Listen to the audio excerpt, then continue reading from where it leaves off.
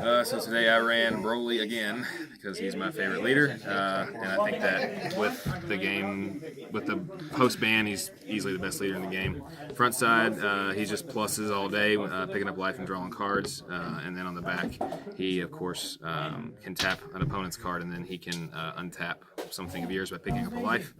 So that's the leader. These are the battle cards. So post ban, Bardock not being a thing anymore. I run 4 Krillins. You've got to be able to self-awaken with this. If you don't self-awaken, it really slows down, and the point of the deck is to win on turn 3.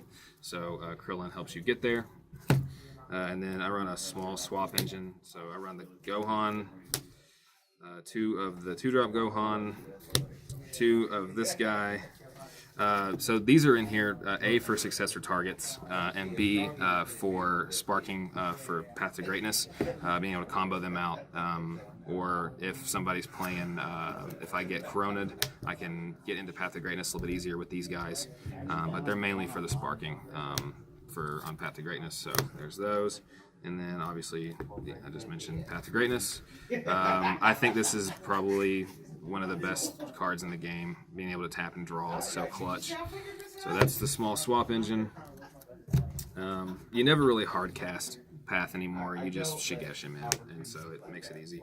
And then obviously, MVP of the deck, High Mastery. I think he's the best card in the game, honestly, for what he does with this leader. Being able to untap and swing after dual attack is really good. And then I run a little bit of a different package with this that makes him even better. So there's that. And then I just go, kind of balls to the wall with Shigesh. I don't think if you get Corona'd, you get Corona'd, and that's what it is. If you don't, you win, because this card is ridiculous. So some of the Shigesh targets are, my favorite Shigesh target is Explosive. I love this card, and I play it in every yellow deck that runs Shigesh. I think that he's ridiculously overlooked. Being able to blow up something when he comes in and then being a barrier blocker is just insane. I love this card.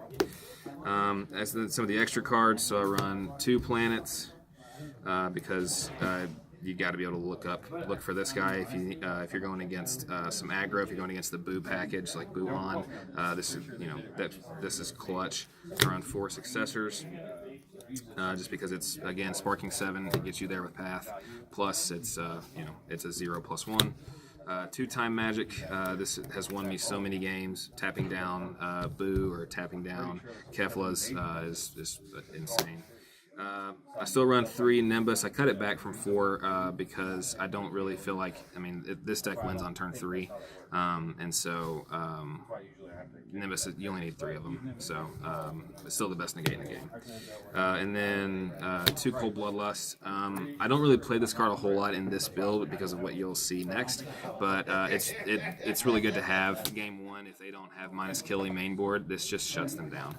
And then this is kind of the spice. I think that this will see play eventually, but I like it. So I run a blue engine in this deck. So I run 3 of the Janemba, and I run 3 of the Bojack. I play these cards literally for energy. They are blue and yellow energy.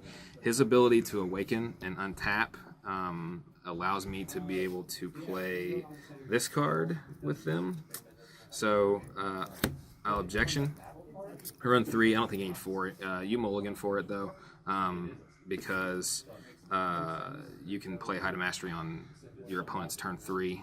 They tap out. They don't expect this. So this comes down, awaken, objection, And then if you've got this in your hand, then you can do some pretty nutty things. I had a game today where I played 2 objections in 1 turn and then played High to Mastery the next turn. And then played Preface twice with Shigesh and played 2 Height of Masteries in the same turn. It's ridiculous. It's bonkers if you can make it happen. Only had 1 close game today, and that was because I didn't draw into Height of Mastery until like turn 6. But this gives you survivability. It also helps you untap. And then these help you ramp to play High to Mastery a turn early. And the blue-yellow energy is just absurd to be able to, bean or negate, and then having access to objection is just is just dumb. So it worked out really well today. Today was the first time I played it, and like I said, I really only had one close game. So that's it. All right, that was Aaron with his amazing Goku Lineage deck.